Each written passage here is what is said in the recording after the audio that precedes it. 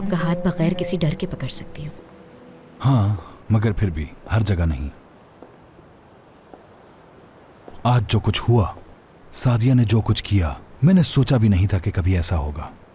ये तो है, ये तो मुझे अंदाज़ा था कि वो तलाक को खुशी खुशी कबूल नहीं करेगी, लेकिन ये भी अंदाज़ा नहीं था कि बात यहाँ तक पहुँच जाएगी। क्या आपने उसे बता दिया? नसरीन, सादिया को कैसे बताता मैं? उससे कैसे कहता कि मैं तुम्हारे साथ हूं? खुद ही बताओ ना। सोचा था बता दूं, मगर मौका ही नहीं मिला आज तक।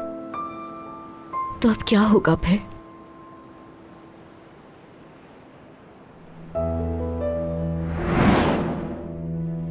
माफ कर दो मुझे सादिया।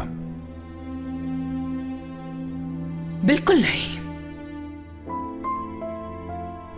तुम मेरे साथ ये बर्ताव सिर्फ तलाक लेने के लिए कर रहे हो, मगर जो तुम चाहते हो वैसा नहीं होगा।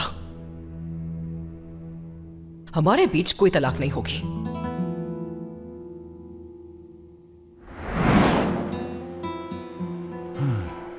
यानी मालूम नहीं और क्या कुछ देखना है। मैं तुमसे बस इतना चाहता हूं कि तुम बस मेरे साथ रहो और सब्र से काम लो।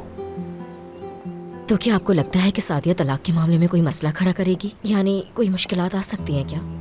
मालूम है आसान नहीं हमारे लिए, बहुत मुश्किल है उससे पीछा छुड़वाना, क्योंकि हम दोनों ने अपनी जिंदगी के बहुत से साल एक साथ गुजारे हैं। उम्मीद है कि ये सब जल्दी हो, क्योंकि मैं जल्दी अपने घर वापस जाना चाहती हूँ, ताकि हम वहाँ सुकून से रहें, बगैर किसी से डरे या छुपे, आज़ादी से।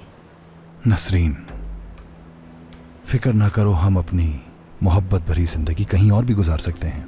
खैर, ये बातें तो हम बाद में करेंगे। बस दिल चाह रहा है कि जल्द से जल्द मैं अपने घर वापस जाके रहूं।